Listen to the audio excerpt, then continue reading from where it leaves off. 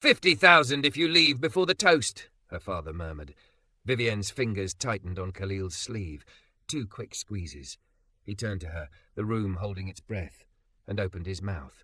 Before we dive in, make sure to hit subscribe, tap like, and share this video. The more voices we reach, the louder these stories become. And drop your city in the comments. Let's see where love finds us. The bell above the garage door didn't ring so much as cough, a weak wheeze of metal that matched the morning. Khalil Ford didn't look up. He had the alternator off a 03 Camry in pieces on a milk crate and grease in the grooves of his knuckles. The shop smelled like hot rubber and hope that was a day late on rent. He told himself he'd finish the job, call Mrs. Daly for the balance, maybe stretch what was left of his savings through Friday. Then the room changed. Not colder, quieter, like money brings its own weather. "Excuse me," a woman's voice said, low and steady, the kind of tone that doesn't ask twice.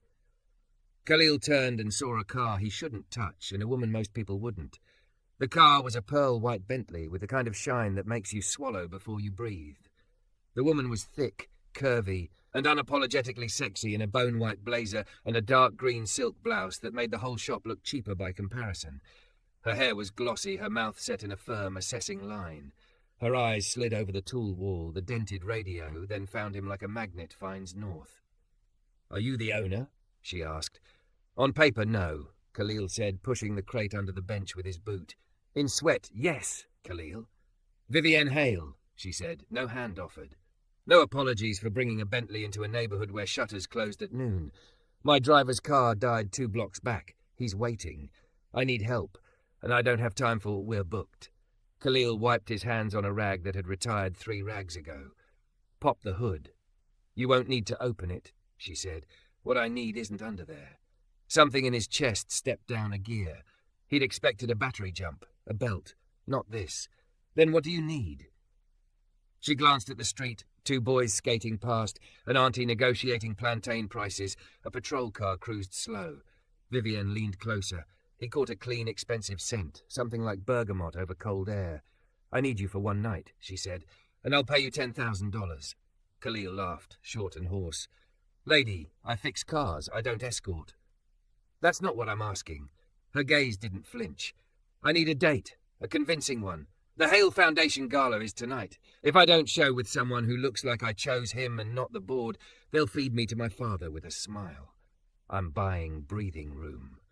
10,000 for your time, your discretion, and the spine to stand beside me when older men test their power on younger women." He tried to hide it, but the number hit him. 10,000. The shop's back rent was 8. His sister's nursing program needed 12 by next semester. She'd been selling her old jeans online and pretending it was fun. His mother's inhaler copay had doubled again. 10,000 wasn't freedom. It was air. "You could hire a model," he said, stalling. "Someone polished." "I don't need polished," Vivienne said.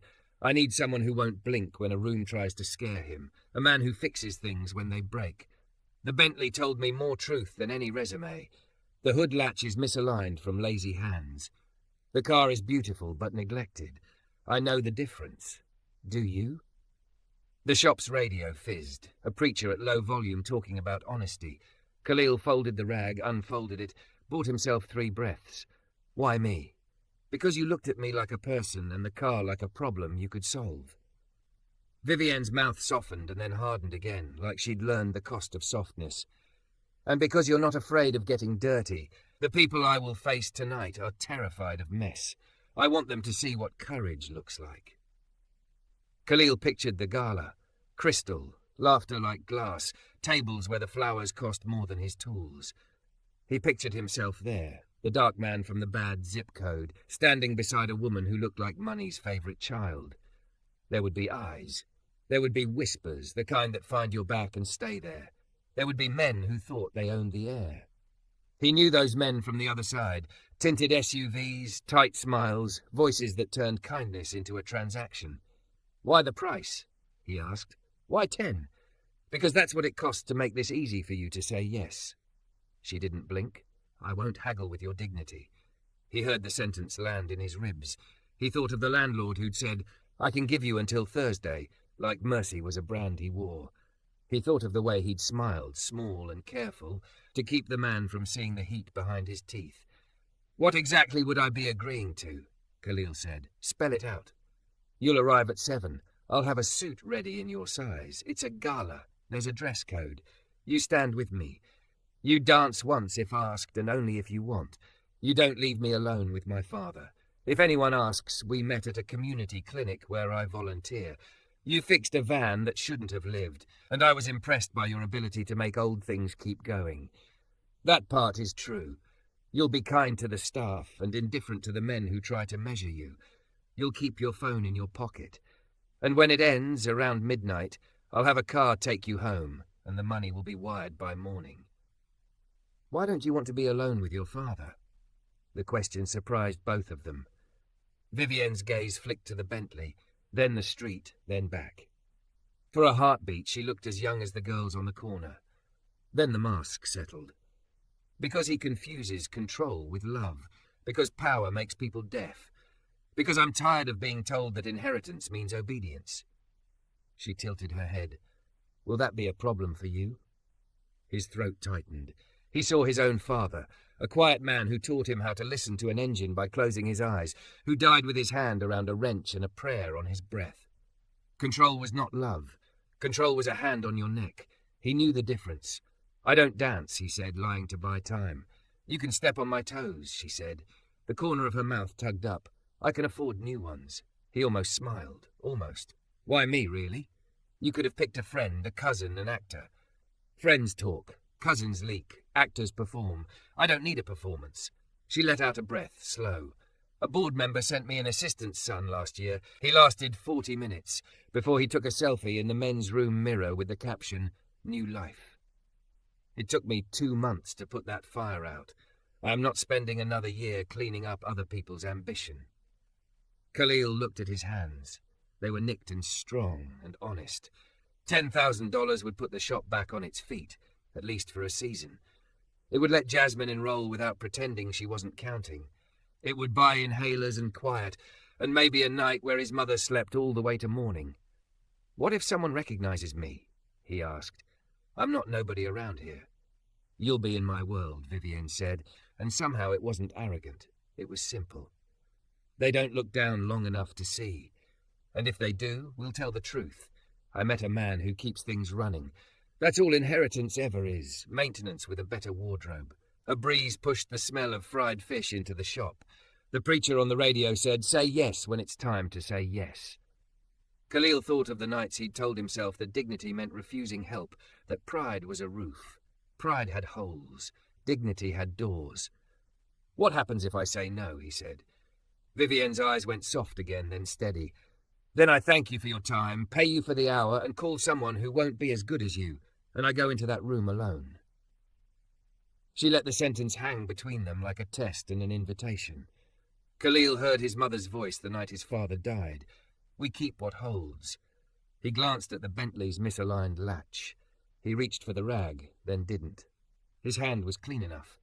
7, he said. "Text me the address." He swallowed the urge to say he didn't own a suit. She'd already solved that. "And if this goes sideways?" "It won't," she said.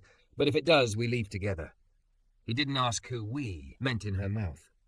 He didn't ask why the word made his pulse jump. Vivienne held his gaze an extra beat, like she needed to mark something invisible. Then she nodded toward the street. "My driver's around the corner," she said. "He'll bring you a garment bag at 5. What's your size?" Khalil told her. She tapped it into her phone and looked up. For the first time, she smiled all the way to her eyes, and something in the room changed back to warm. "Thank you," she said. "Don't thank me yet," he said. Her mouth tipped a private joke. "Oh, I'm not thanking you. I'm hiring you." She left the way she came, bringing weather with her. The bell coughed. The street swallowed the Bentley. Then the silence gave his shop back. Khalil stood there, listening to the hum of the fluorescent light, to the preacher, to his own heart like a small engine finding idle. When he bent over the camera again, the bolts loosened as if they'd decided to be generous. He wasn't sure what he'd agreed to exactly. Money, yes. A night, yes. A stage he'd never asked to stand on, yes. But under the grease and the need, there was something else. Something like the feeling you get when a seized part finally turns and you know the whole machine might just run.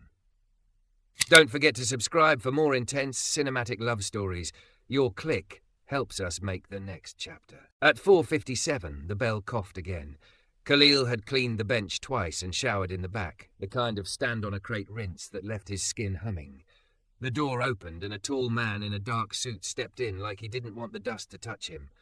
He carried a garment bag, a shoebox, and an envelope with Khalil's name written in a steady hand. "From Miss Hale," the man said. "I'm Jonas. I'll drive you at 6:30. Khalil nodded, wiped his palms on jeans that didn't deserve the suit that was about to replace them, and took the bag. When he unzipped it, the shop smelled briefly like cedar and something clean that didn't live here. A charcoal tuxedo, shirt like winter, a slim black tie.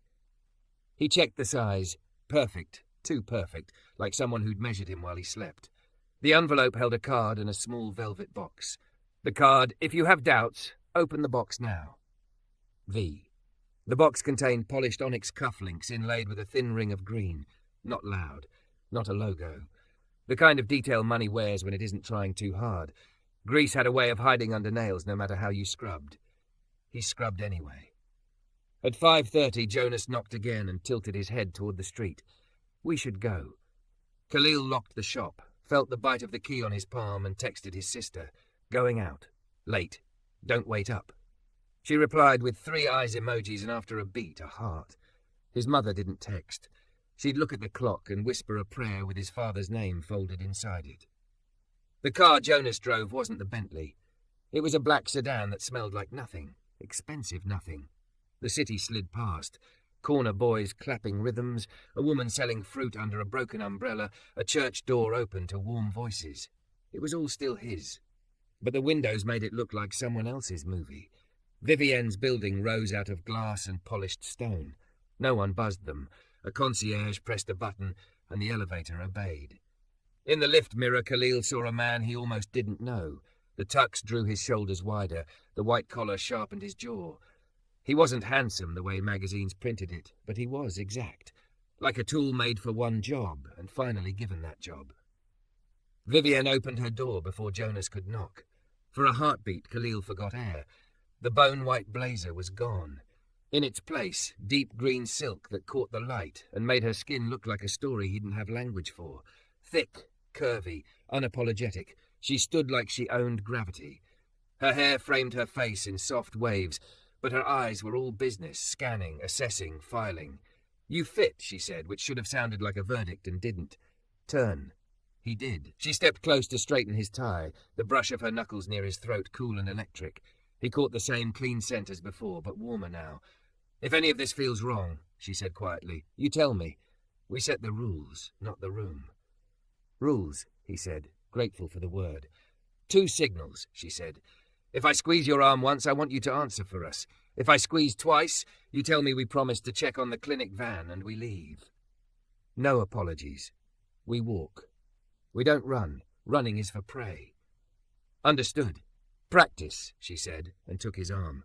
Her grip was light but sure. She squeezed once. "My girlfriend would love the Foundation's youth program," he said dryly as they'd planned. "We've been talking about hands-on training, not just lectures." Vivienne's mouth tilted. "Good. And the clinic?" "The van limped in at dawn," he said. "You held the flashlight and didn't complain about the cold." "True enough," she murmured. "Is it true?" It slipped out. "I volunteered there for a year," she said, "until my father reassigned my hours to charity lunches." Her eyes didn't move. "Tonight is a performance for him. For us, it's just a walk through a room. Agreed?" He nodded. He didn't ask why the thought of us steadied something in him. He didn't tell her that people in rooms like that could smell the places you were tender. They crossed the living room toward the door. The place was elegant without trying. Books with spines actually cracked, a cello resting in a corner, a photograph of a girl with braces and awkward bangs holding a science fair ribbon. The caption in a neat hand, "We built the bridge." It held. "Nice place," he said. "Thank you." She reached for a small clutch, then paused. "My father will test you. He will try to engage only you while excluding me, as if I'm an investment he's already acquired. If he does, answer one question and then look to me for the second. Make him see me."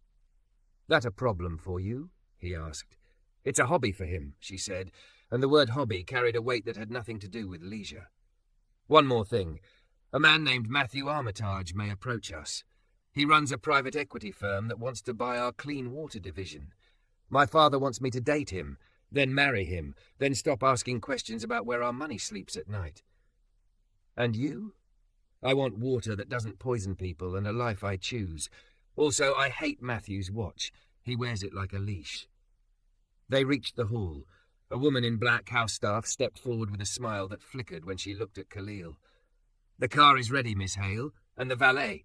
Her gaze dipped to the cufflinks, then the shoes, trying to place him. Vivienne didn't let the moment breathe.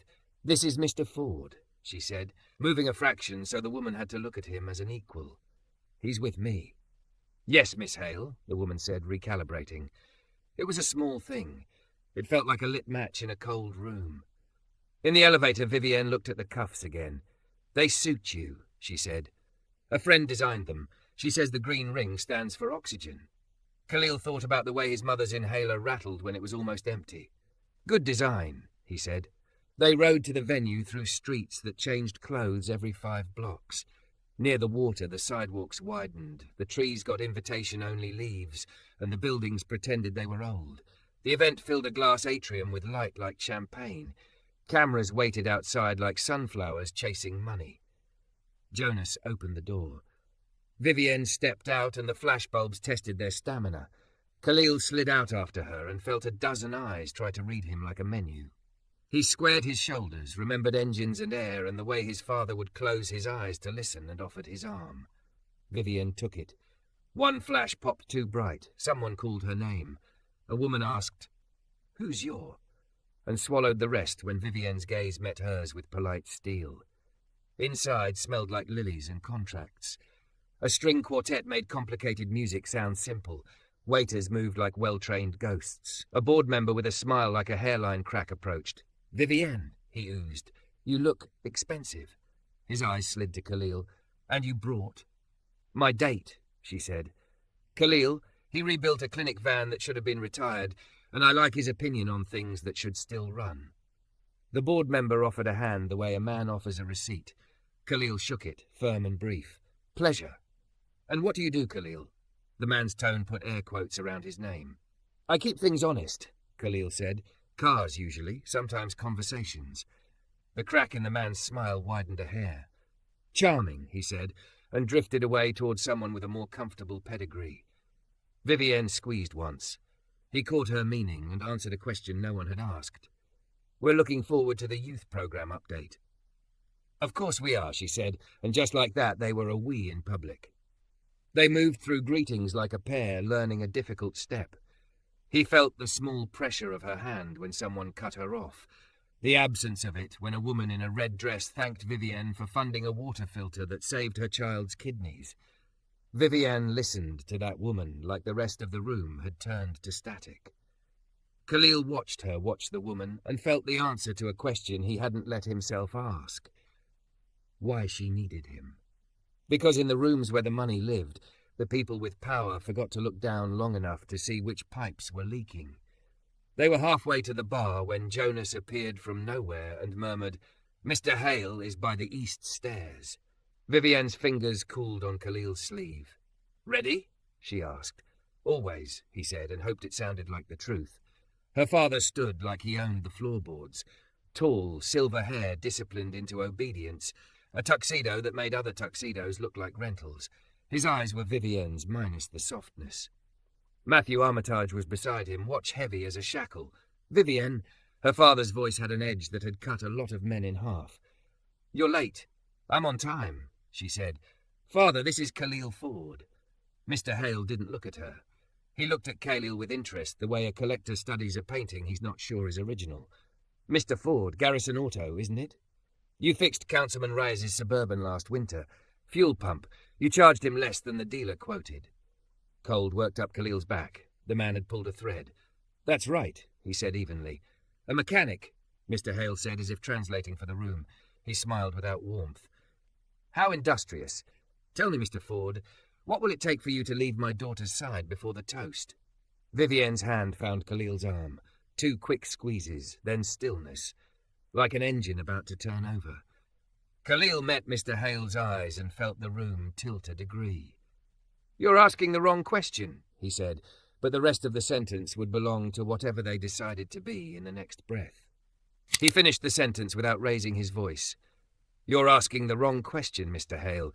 The price to make me leave is less important than the cost of making your daughter stay." The edge of sound around them tightened. A violin string somewhere tried not to break. Mr. Hale's smile held like glass under heat.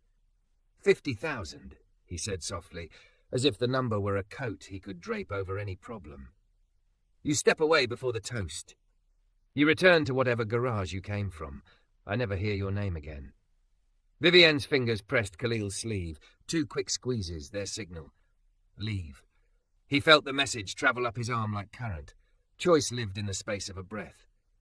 Khalil looked at her, not the father. Her gaze was steady, but he saw the tremor where resolve meets history. They had promised each other a path out, and promises are what hold a machine together when bolts want to back themselves out. He turned back to Mr. Hale. "Your daughter already paid me," he said. The room heard what it wanted to hear. He kept going. "She paid me to stand beside her. Not in front of her, not instead of her. With her. I don't break contracts." A few people pretended to study the chandelier. Matthew Armitage's watch flashed as his hand shifted, impatient. Mr. Hale's eyes narrowed. "Do you imagine yourself brave, Mr. Ford?" "No," Khalil said. "I imagine myself useful. Brave is the word men use when they want someone else to pay a cost they voted for." Vivienne's fingers eased, then found him again. 1 squeeze now. "Answer for us." "We'll be going," Khalil said, and the last word belonged to both of them. They didn't run. They moved through the crowd with the pace of people who have nothing to apologize for. A waiter misjudged the lane and then corrected, offering a tray as if it could dissolve the geometry of what just happened. A woman in red squeezed Vivienne's hand and said, "For the record, thank you," with the urgency of someone who remembered drinking brown water from a plastic jug. A corridor opened to the service side of the building, where the air smelled like coffee and Lysol and relief. The hum here was practical, the music of events, carts, quiet instructions, shoes that didn't mind their work. Vivienne let go of his arm and braced her palms on the cool wall. She inhaled the way swimmers do just before a dive, then let it go on a count that steadied something in him too. In 2, 3, 4. Out 2, 3, 4, 5, 6. "I'm sorry," she said, voice low. "The signal was for me as much as you." "No apology," Khalil said. "We wrote the rule for exactly that." Her laugh was small and true. "He always bargains in men, even when the subject is me," she said. "And I always think I'm prepared until I hear his number." "He was buying silence," Khalil said. "He knows sound is about to happen." "Sound?" She looked up. "The toast," he said. "You're going to say something real.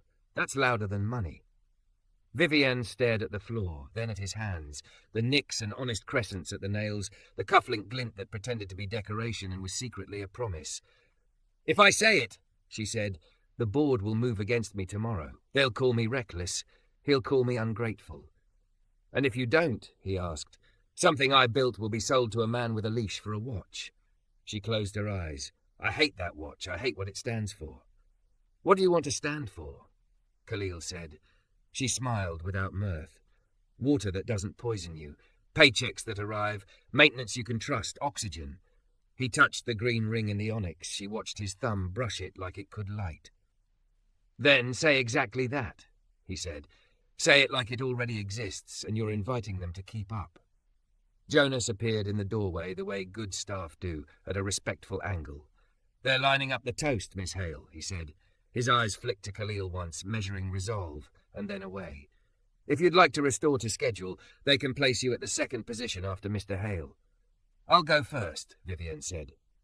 Jonas inclined his head as if she had asked him to bring another tray of glasses.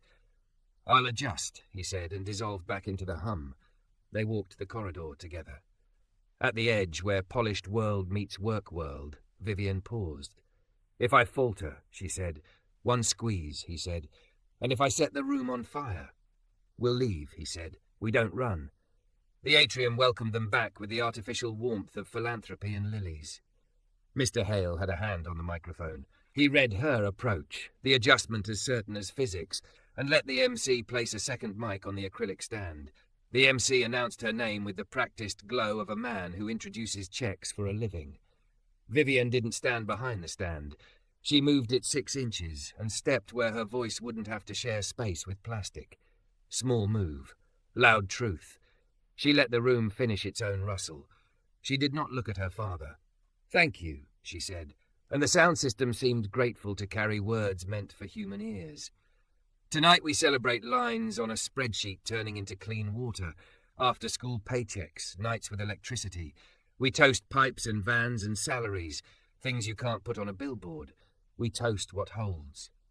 The phrase worked through the crowd like a key in a stubborn lock. "My father taught me that maintenance is not glamorous," she said. He meant it as a warning. I took it as a vow. So here's mine to you. We will not sell the clean water division to anyone who wears other people's thirst like an accessory. We are doubling our budget for repairs the public will never see, and increasing wages for the people who keep pumps and vans alive. If that bores you, there are other galas. There was a silence that wasn't empty. Then the woman in red started to clap, and it spread, not fevered, not polite, but like people recognizing their own lungs working. Hale's jaw moved, a small calibration. He put his hand on the stand, then took it off.